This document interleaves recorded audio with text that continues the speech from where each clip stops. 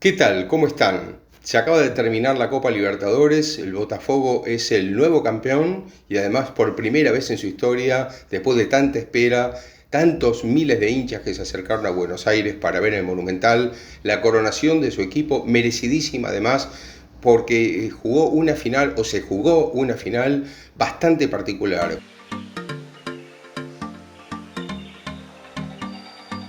Por el fútbol, que es impredecible siempre, la famosa frase del gran Dante Panzeri, periodista argentino fallecido ya en 1978, muchos años atrás, que decía fútbol dinámica de lo impensado, ¿no? ¿Y por qué digo esto dinámico de lo impensado? Porque uno puede planificar, uno puede tener un esquema, uno puede tener todo o pensar que tiene todo controlado en el fútbol, pero el fútbol siempre se encarga de mostrar que eso no es posible. Por razones climáticas, razones de azar, por distintas circunstancias, el fútbol hace ver que no se puede tener todo controlado y es como tapar el cielo con un pañuelo. ¿Por qué digo esto? Porque el Botafogo tiene el mérito tremendo de haber ganado una final de Copa Libertadores teniendo un jugador de menos, presten atención a aquellos que no lo vieron, desde el minuto 1.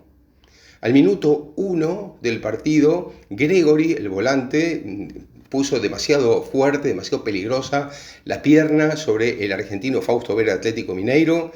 y de esta manera yo creo que perfectamente se va expulsado con total justicia por el muy buen árbitro y además de una gran actuación Facundo Tello, el argentino, que demostró la valía de los árbitros argentinos cuando no son molestados todo el tiempo en la Liga Argentina o en los torneos argentinos por los jugadores que reclaman todo, que piden todo, que lo empujan, que lo tratan de sacar de quicio, que reclaman todas las faltas hasta las que no son para su equipo. Y entonces, claro, los árbitros se ven envueltos en enredados en esa situación, digamos, por la que no pueden arbitrar normalmente. Pero cuando esos árbitros salen de esa situación, cuando se juega una final de este calibre entre equipos que quieren jugar al fútbol, claramente hay muchos árbitros argentinos de muy buen nivel, como Tello, que ya ha dirigido mundiales y torneos importantes. Bueno, Tello, les vuelvo a decir, expulsó perfectamente a Gregori en el primer minuto del partido y de esta manera Botafogo se ve condicionado de entrada, prácticamente muchos dirían la frase hecha desde la salida del vestuario, bueno, yo diría no tanto, pero sí apenas corriendo la pelota de mitad de cancha de empezar el partido, un partido que contó con la presencia estelar de Novak Djokovic, además, el enorme tenista que estaba presente en el partido porque, bueno, está jugando un torneo al mismo tiempo en Buenos Aires, así que, bueno, fue interesante, le entregó una medalla también al árbitro y estuvo presente en el centro del campo de juego antes de empezar el partido, pero esto es anecdótico. Lo importante es contar que el Botafogo con un jugador menos, cuando parecía que se le complicaba demasiado el partido, cuando parecía que además, porque esto anímicamente influye, uno tiende a pensar, no es mi día, evidentemente no estoy en mi día, porque si saca del medio el equipo rival y al minuto tengo un jugador menos en una final, bueno, realmente se complica mucho. Yo he visto una final de Champions entre Liverpool y Tottenham en Madrid en 2019, donde pasó algo parecido también con un penal al minuto de juego que cambió absolutamente el partido. Un partido que Tottenham lo tenía pensado distinto, que se encontró con un gol en contra muy rápido. Bueno, estas circunstancias muchas veces cambian, pero generalmente favorecen al equipo que es beneficiado con esa situación al minuto 1. Bueno, acá fue todo al revés. Acá fue todo al revés, lo cual habla muy bien y la determinación de un Botafogo que viene en un año espectacular, vamos a hablar ya de eso. Y por otro lado también hay que decir, después también me voy a referir a lo grande que le quedó el partido a Gabriel Milito, el técnico argentino que aparece mucho en los medios, que tiene mucho espacio mediático, todo lo que ustedes quieran, pero hasta ahora no tiene los galones como para tener tanto espacio en los medios, tanto ruido mediático. Así que desaprovechar una final con un jugador de más del minuto 1, bueno, habla claro de que todavía tiene mucho por recorrer Milito, no digo que no pueda hacerlo, pero tiene mucho por recorrer. Pero bueno, vamos a ir hablando del partido. ¿Por qué digo esto de importante de la determinación de Botafogo? Botafogo está en unas semanas extraordinarias de su historia, porque además de ganar por primera vez la Copa Libertadores, está a punto de hacer doblete, que es extraordinario por lo dificultoso que es el fútbol brasileño, jugar un Brasileirao de 38 fechas de los mejores equipos de todo el país, que es un continente en sí mismo, y el Botafogo está muy cerca de ser campeón también del Brasileirao, o sea, al mismo tiempo. Viene de ganar la visitante en un triunfazo al Palmeiras 3-1 en San Pablo, y llegaba así, crecido anímicamente a la final, pero claro, se encontró con esta situación de la expulsión de Gregori al minuto. ¿Qué hizo su entrenador portugués Arthur Jorge? Bueno, Arthur Jorge hizo para mí algo perfecto, algo que es lo que correspondía hacer, pero hay que tener la frialdad en ese momento para tomar esa determinación, que fue la de colocar una línea de 5, es decir, bajó a Marlon de Freitas, junto con los defensores, es decir, una línea de 5, que casi era una línea de 6, porque también Luis Enrique, el héroe de la jornada, la figura, el protagonista de la jornada, autor de un gol y el penal, pocos minutos más tarde, se lo hicieron a él también, que después concretó Alex Telles, pero hay que decir que prácticamente Luis Enrique colaboraba también un poco con la marca, aunque un poquito más adelantado nada más, junto con Almada y con Savarino, dejando solo arriba a Igor Jesús. Era prácticamente un 5-3-1 el planteo, pero ¿con qué idea? Con la idea de que Atlético Mineiro es un equipo que juega mejor por bandas que por el medio. Sus dos creadores, por la derecha Scarpa, un jugador que venía de Palmeiras, que pasó por el fútbol inglés y que regresó al fútbol brasileño por la derecha, y por la izquierda Arana, los jugadores que más o menos creaban juego con un Hulk que es el creativo definitivo, ¿no? Es el que le da el toque final al Atlético Mineiro, un jugador muy veterano pero con una gran clase y una enorme potencia en su remate, siempre muy bien colocado. Pero el vallado que colocó, muy bien pensado, el Botafogo estaba pensado en tapar básicamente las bandas, porque las bandas era por donde podía traer peligro el Atlético Mineiro. Fíjense cómo será que Daverson, que es un gran goleador, un jugador que está pasando por un buen momento, una figura que definió partidos importantes, casi quedó aislado del partido, porque bueno, Hulk lo buscaba, hubo un centro al segundo palo también en alguna oportunidad que Daverson tuvo alguna oportunidad al principio, pero en líneas generales estuvo aislado en muchos momentos del partido, porque el vallado que puso el Botafogo no le permitía a Atlético Mineiro, pese a la superioridad numérica que le costaba llegar al arco de John. Entonces, con este esquema se mantenía todo el primer tiempo, más o menos con alguna que otra jugada, pero en general no podía llegar Atlético Mineiro, hasta que a los 35 minutos del primer tiempo, en una jugada que empezó siendo preparada, vuelvo al tema de lo impensado, fíjense, la jugada empezó siendo preparada por un tiro libre desde la derecha por parte de Botafogo, esa pelota sin embargo queda sucia en el medio, queda un rebote y del lado izquierdo aparece Luis Enrique, ya les digo, prácticamente de volante y casi de marca Luis Enrique en este partido, pero se adelantó, claro, en esta jugada preparada ofensiva, entonces estaba donde tenía que estar y aprovecha ese rebote entre varios jugadores por el medio para, del lado izquierdo, sacar un remate seco abajo para marcar el 1-0 para Botafogo ante la algarabía total de sus hinchas, que realmente estaban hasta ese momento muy preocupados por el devenir de un partido en el que tenían un jugador de menos. Pero Botafogo siempre con esa determinación, muy bien parado atrás, muy bien parado, muy inteligente ese planteo, contra un poco inteligente planteo de Atlético Mineiro, creo yo, nunca supo resolver, y un equipo que quiere salir campeón de América y que tiene un jugador de más y no puede resolver ese esquema en todo un primer tiempo, es realmente para dudar si ese equipo puede salir campeón, más allá de toda la trayectoria que haya podido tener. Lo cierto es que con ese gol, claro, el nerviosismo aumentó en Atlético Mineiro, que ahora estaba en desventaja además, con un jugador más, pero en desventaja, cuando se acercaba al final del primer tiempo, y al revés, Botafogo aumentó su confianza. Pero 4 minutos más tarde,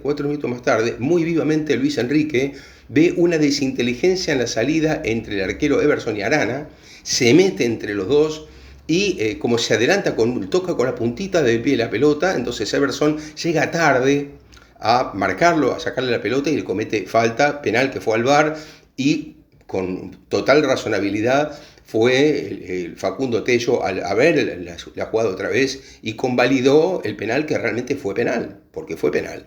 Ese penal lo convirtió después Alex Telles con mucha autoridad, un jugador veterano que se nota bien templado para esa situación, le cambió el palo al arquero Everson, y de esta manera, claro, sorpresa total, 2-0 con un jugador menos en el primer tiempo el Botafogo. Así que bueno, así se fueron al descanso. En el descanso Milito hizo algunos cambios bien, eso sí, hay que concedérselo. Creo que por lo menos 2 cambios bien, porque Mariano es un jugador que tiene bastante buen dominio de pelota por un lado y se convirtió en un jugador importante para el segundo tiempo como salida, y por otro lado también me parece que la entrada de Vargas, que es un goleador, más allá de que es muy veterano el chileno, pero tiene gran capacidad goleadora. De hecho, Vargas, la primera pelota que tocó en el partido fue gol, fue un centro de un córner de Hulk,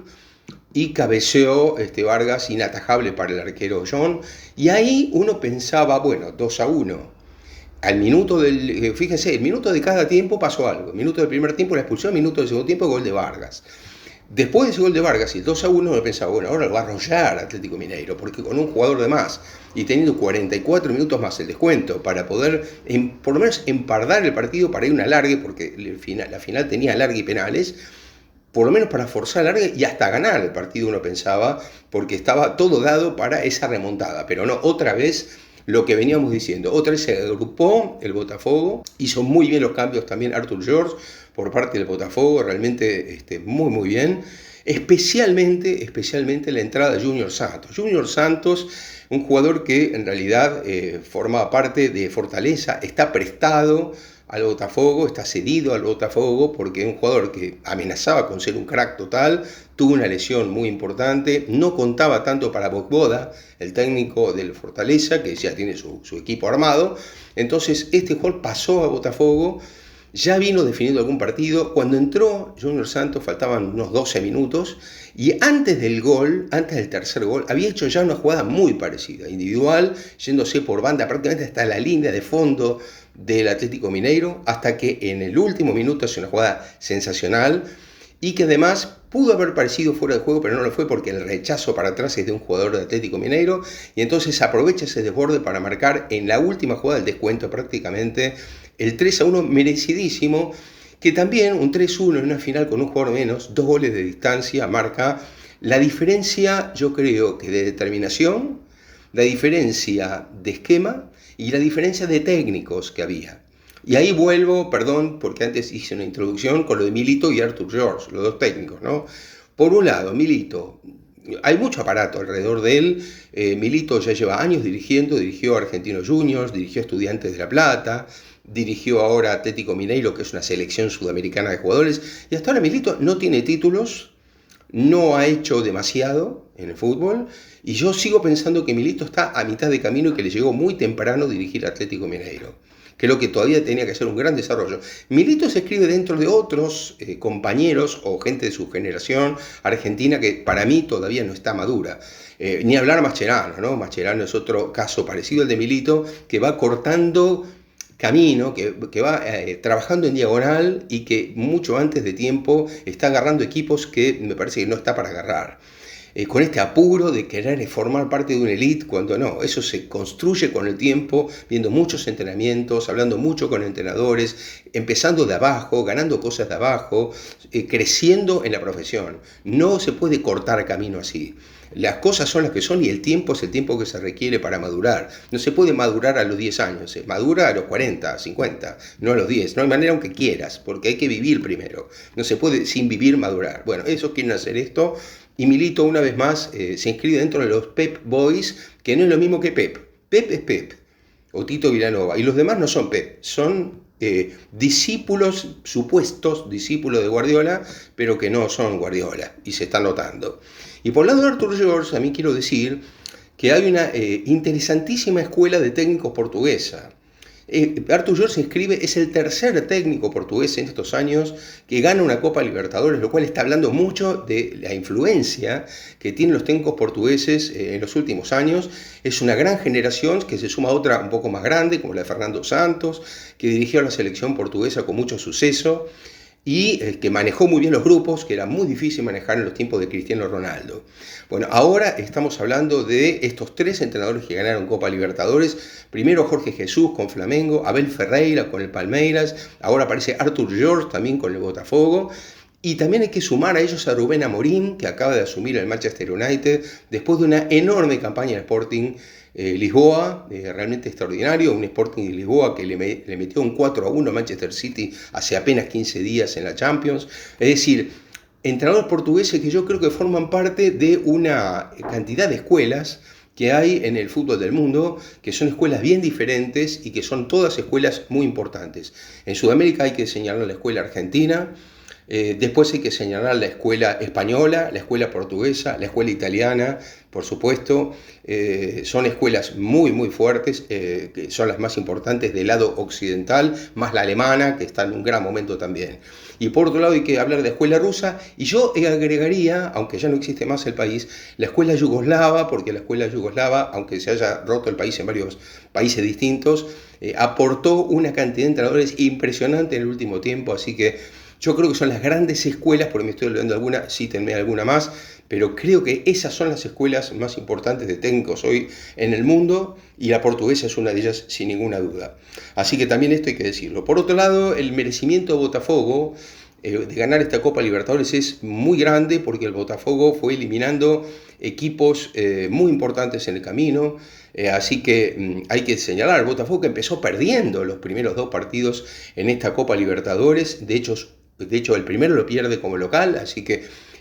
bueno, es muy importante el mérito que tiene este equipo brasileño de haber ganado esta Copa Libertadores por primera vez en su historia. Fíjense ustedes que, por ejemplo, el Botafogo prácticamente jugó un Brasileirao, o una Copa de Brasil, si se quiere, desde octavos de final, porque eliminó a Palmeiras en octavos de final, al San Pablo en cuartos de final y a Atlético Mineiro en la final. Solo en la semifinal tuvo un equipo que no es brasileño, un equipo uruguayo como rival, que fue Peñarol, que también fue una serie rara, porque con Peñarol el primer tiempo del partido de ida en Brasil terminó 0-0. Y parecía que ese partido era muy similar al que Peñarol había jugado en la rueda anterior, en cuartos de final contra Flamengo en el Maracaná, porque había hecho más o menos lo mismo, y el partido estaba 0-0. En el segundo tiempo, Botafogo le metió 5 goles a Peñarol en 25 minutos. Un resultado tremendo, durísimo, que casi sentenció la eliminatoria de semifinal para la final,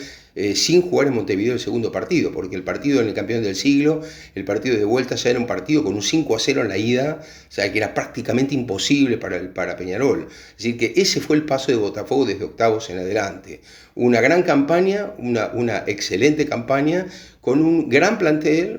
también Mineiro tiene un gran plantel, hay que decirlo, pero me parece que Botafogo, con una inversión fuertísima, con algunas polémicas sobre esta aparición hace unos meses en la sociedad de John Textor, este magnate, que además tiene el Olympique de Lyon, tiene acciones en otros clubes europeos, el Molenbeek, etc. Y también tiene acciones en la Premier League, también en otro equipo de la Premier League, es decir que,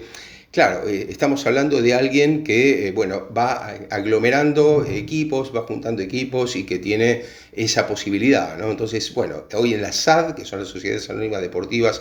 en Brasil, prácticamente todos los equipos la tienen, pero Botafogo es uno de los que mayor inversión tiene y ahora ha ganado, realmente muchísimo dinero con esta final, más allá de que en Brasil se paga mucho también por las competencias locales. Así que un Botafogo que ahora se proyecta, porque ahora tiene, como todos los campeones, muchas posibilidades. De hecho, ahora en diciembre va a jugar lo que era el Mundial de Clubes hasta el año pasado, que ahora es otro torneo, la Copa Intercontinental, los nombres que le va poniendo la FIFA, que va a tener que jugar primero un partido contra el Pachuca, después si pasa el Pachuca tiene una semifinal para llegar a la final frente al Real Madrid, que es el equipo que espera en la final ya clasificado por ser campeón de la Champions, en lo que nosotros ya dijimos que es una vergüenza que los equipos sudamericanos de la Conmebol tengan que atravesar todo eso para jugar con el europeo, cuando hasta hace unos años era una final pareja, ¿no? De Copa Intercontinental. Ahora hay que atravesar todo esto por lo que ha bajado el fútbol sudamericano en los torneos de estos. Pero bueno, Botafogo va a tener que jugar esto, va a tener que jugar la Recopa Sudamericana en algún momento 2025 frente a Racing, campeón de la Copa Sudamericana. Y también el Botafogo se clasificó, que esto es muy importante, para el Mundial de Clubes, el primer Mundial de Clubes de 32 equipos que se va a jugar en Estados Unidos entre junio y julio, completando así los 32, porque justamente solo faltaba el campeón de la Copa Libertadores de este año para tener los 6 representantes sudamericanos en el Mundial y los 32 equipos ya completos para el sorteo del próximo viernes 5 de diciembre. Así que bueno, ya con esto tenemos el cuadro definitivo de los clasificados, y por Sudamérica serán los 4 campeones de Copa Libertadores, que son 4 brasileños, Palmeiras, Flamengo, Fluminense y Botafogo, más River y Boca por el ranking de la Conmebol. Así que 4 brasileños y 2 argentinos en el próximo Mundial de Clubes, así que Botafogo jugará entonces el Mundial de Clubes. Así que todas estas posibilidades le abre por ser campeón de la Copa Libertadores, sumado a que Botafogo, ganando el Brasileirao, tendrá la posibilidad también de jugar por la Supercopa o esta copa que se juega en Brasil entre el ganador del Brasileirao y el campeón de la Copa de Brasil, que es Flamengo. Así que los hinchas de Botafogo esperan mucho ese partido, que es un clásico carioca, así que un clásico de Brasil, ¿no? También hay que decir que Botafogo es un equipo grande, de los grandes, el único de los grandes, considerado así, que no tenía la Copa Libertadores ahora, con el Fluminense la ganó el año pasado, así que se completa ya, se hace justicia y todos los equipos grandes de Brasil tienen una Copa Libertadores. Y mucha gente, quiero decir, también en Buenos Aires vino que no es de Río de Janeiro, porque Botafogo tiene hinchas en todo el país, como todos los grandes lo tienen, ¿no? Como los grandes argentinos o los grandes brasileños tienen hinchas en todo el país, no solamente en Río de Janeiro. Así que es una alegría para todos los hinchas del Fogao, como le llaman así, al Botafogo, que llegó a tener en sus filas a extraordinarios jugadores, ¿no? Podemos citar al arquero Manga, quien no se acuerda, ¿no? De la gente de mi generación o un poquito mayores, Manga, Ubiñas y Anchieta, ¿no? El Nacional de Montevideo, campeón del mundo y campeón de la Copa Libertadores, ¿no? En aquel tiempo, con Luis Artim, etc. Y por supuesto arquero de la selección brasileña, Nilton Santos, ni hablar, el gran Nilton Santos también jugó en el Botafogo. Estamos hablando de Jairzinho, estamos hablando de Mané Garrincha, nada más y nada menos que Mané Garrincha, de Tulio Maravilla, etc. Fíjense que casi todos ellos, Garrincha, Jairzinho, Tulio, usaron la camiseta número 7, que es la que usó Luis Enrique, autor de un gol y al que le hicieron el penal. Así que mucho honor rindió Luis Enrique con esa casaca número 7. Y también hay que decir, bueno, Gerson jugó también en el Botafogo, por supuesto, y el argentino, muy recordado por los hinchas de Botafogo, Rodolfo Lobo Fischer, el ex jugador de San Lorenzo de Almagro. Así que, bueno, Botafogo con una gran historia, con jugadores extraordinarios, que logra esta Copa Libertadores con muchísima justicia, hay que decirlo, con muchísima justicia. Así que acá se cierra el gran torneo sudamericano de este año. Ya tenemos los dos ganadores, Racing en la Sudamericana una semana atrás, Botafogo ahora, y esperamos ahora qué pasa con los torneos internacionales, ya como ahora la Copa Intercontinental o como se llame, y después el Mundial de Clubes. Espero que les haya gustado este video, les pido como siempre que pongan me gusta acá abajo, que lo compartan y no olviden de suscribirse. Hasta la próxima.